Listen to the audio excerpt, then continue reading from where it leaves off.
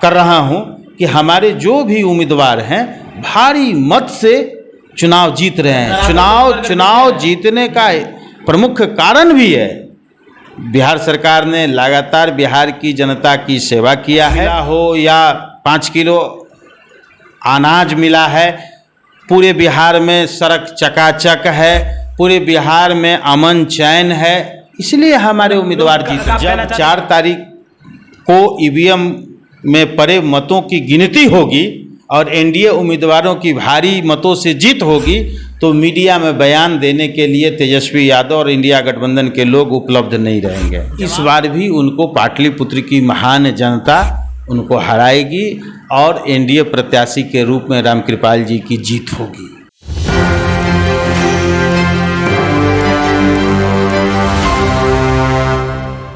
नमस्कार, मैं नंदन, आप देख रहे हैं न्यूज़ 24। देखिए इस वक्त हमारे से जुड़े हुए हैं जनता दल यूनाइटेड के प्रदेश प्रवक्ता अरविंद निषाद जी। स्वागत है हमारे चैनल में। धन्यवाद।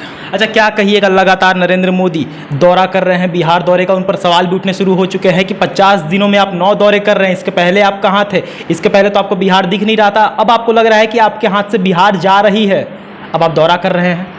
सबसे पहले तो तेजस्वी यादव को और इंडिया गठबंधन के लोगों को राहुल गांधी जी से यह सवाल पूछना चाहिए कि इस 2 महीने के चुनाव में राहुल गांधी जी कल उनका बिहार की धरती पर आगमन हुआ है, जब 6 चरण का मतदान संपन्न हो चुका, तो अपने नेताओं के बारे में उनको पूछना चाहिए। जहां तक एनडीए गठबंधन के नेताओं के बारे में जो सवालात हैं, वह सवालात बिल्कुल बिहार के और देश के जनता के साथ न्याय है।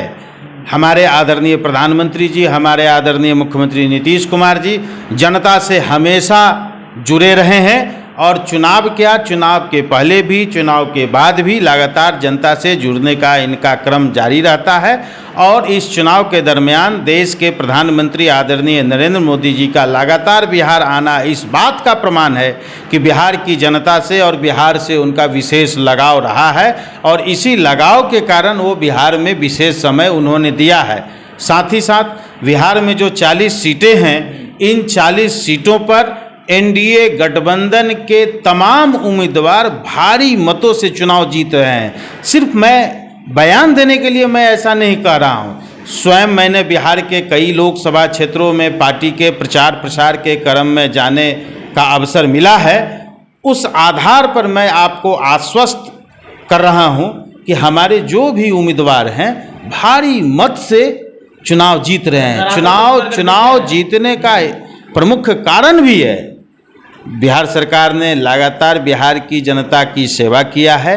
कोई ऐसा घर परिवार नहीं है जो बिहार सरकार की योजनाओं से आच्छादित नहीं हुआ हो, यानी बिहार सरकार की योजनाओं से उनको लाभ न मिला हो, भारत सरकार की योजनाओं से उनको लाभ न मिला हो, चाहे वो बिजली का बिल में सब्सिडी का मामला हो, चाहे हर घर नल का जल का मामला हो, चाहे स्कूल में बच्चे पढ़ने जाते हो साइकिल के रूप में उनको लाभ मिला हो, स्कूल ड्रेस के रूप में लाभ मिला हो, बच्चियों को मैट्रिक पास करने पर पैसा मिला हो, या शौचालय मिला हो, या 5 किलो अनाज मिला है, पूरे बिहार में सड़क चकाचक है, पूरे बिहार में अमन चैन है, इसलिए हमारे उम्मीदवार जीत रहे हैं। आप कहना चाहते हैं काम पे वोट देंगे, नाम पे नहीं, है ना?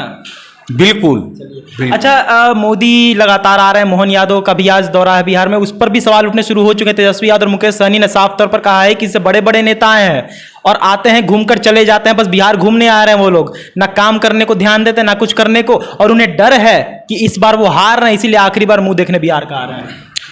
तो तेजस्वी यादव जी का 2019 का बयान उठा करके आप मीडिया के लोग देखिए, उस समय भी ये कहा करते थे कि हम सभी 40 सीट पर जीत रहे हैं, जबकि खाता नहीं खुला राष्ट्रीय जनता दल का। तो ठीक है, जनता को भरमाने के लिए और अपने आरजेडी कार्यकर्ताओं में जोश भरने के लिए इस प्रकार की बातें बोल रहे हैं। जब 4 तारीख को ईवीएम में पड़े मतों की गिनती होगी और एनडीए उम्मीदवारों की भारी मतों से जीत होगी तो मीडिया में बयान देने के लिए तेजस्वी यादव और इंडिया गठबंधन के लोग उपलब्ध नहीं रहेंगे। जवाब देने के लिए उपलब्ध कह सकते हैं, रहेंगे उस समय अगर आप लोग अगर जीत रहेंगे, अगर उपलब्ध रहेंगे भी तो ईवीएम पर सवाल खड़ा करते हुए नजर वही आएंगे। सवाल हम कर रहे हैं कि अगर आप लोग जीतेंगे तब सवाल तो उठने हो जाएंगे, ईवीएम हैक हो गया था। इसलिए तो मैं कह रहा हूं कि अगर मीडिया में आएंगे भी तो ईवीएम पर सवाल खड़ा करते हुए नजर आएंगे। अच्छा, आते हैं छठे चरण का मतदान हो चुका है, 7वें चरण का होने वाला है और इसी क्षेत्र में है, आपके ही क्षेत्र में, क्या कहिएगा कुछ? क्योंकि पाटलिपुत्रा की जगह ले ले तो वहाँ मीसा भारती पूरा जोर लगाई हुई है। मीसा भारती 2 चुनाव हारी हैं पाटलिपुत्र से, उनके पिताजी पाटलिपुत्र से हारे हैं। स्वाभाविक तौर पर उनकी घर की पार्टी है तो टिकट मांगना तो कहीं जाना नहीं है टिकट मांगने के लिए, तो तीसरी बार मैदान में आई हैं। इस बार भी उनको पाटलिपुत्र की महान जनता उनको हराएगी और एनडीए प्रत्याशी के रूप में रामकृपाल जी की जीत होगी।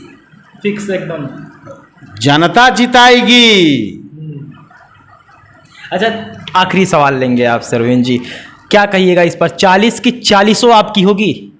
सोच कर बताइएगा, ये नहीं कि एकदम सोच करके मैं बता रहा हूँ कि 2019 के लोकसभा चुनाव में बिहार की महान जनता ने 40 में 39 दिया था, एक किशनगंज रह गया था। इस बार आप लिख करके रख लीजिए, किशनगंज भी जेडीयू जीत रही है और बिहार की सभी 39 और एक किशनगंज मिला के 40 होता है, हम 40 जीत रहे हैं। चलिए, देख सकते हैं अरविंद निषाद जी हमारे साथ जुड़े हुए थे, खासा हमने इनसे बातचीत की बहुत सारे मुद्दों पर। अगर विपक्ष की तरफ से कोई सवाल आता है, जैसे कि तेजस्वी यादव और मुकेश सहनी ने साफ तौर पर कहा है कि मोहन यादव क्या बड़े बड़े नेता बिहार में आ चुके हैं, खुद प्रधानमंत्री आ चुके हैं, लेकिन जीतेंगे नहीं, उन्हें हार का डर है, इसीलिए वो बिहार आ रहे हैं और चले जा रहे हैं, बस घूमने के लिए बिहार आए तो सही है, क्योंकि और कोई काम होने वाला है नहीं। इसी संबंध में हमने बातचीत की और अरविंद निषाद जी ने क्या कुछ कहा आप वीडियो में देख सकते हैं। तो ये थी आज की रिपोर्ट, बाकी ऐसे और तमाम खबरों के साथ बने और देखते रहे News 24। मैं नंदन अपने सहयोगी अंकित के साथ, धन्यवाद।